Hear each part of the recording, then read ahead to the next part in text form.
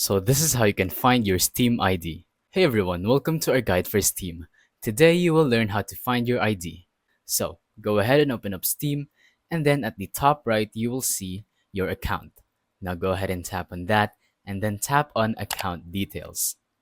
Now wait for it to load, and then once it does, you will see that this is your account. It says my account, and then, as you can see at the bottom, it says my Steam ID right here. Now go ahead and copy that and then use it for whatever you want to.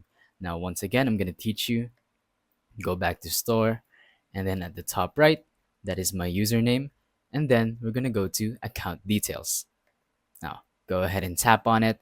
And then once we do, we're going to see this screen. This screen shows us our account details, and you don't actually have to tap on anything anymore. All you have to do is just go look at your name over here, and then under that is our Steam ID. And yeah, that's pretty much it. Thank you for watching. Don't forget to leave a like, subscribe, and let us know in the comments if the tutorial worked or if you have any questions. Thank you and goodbye.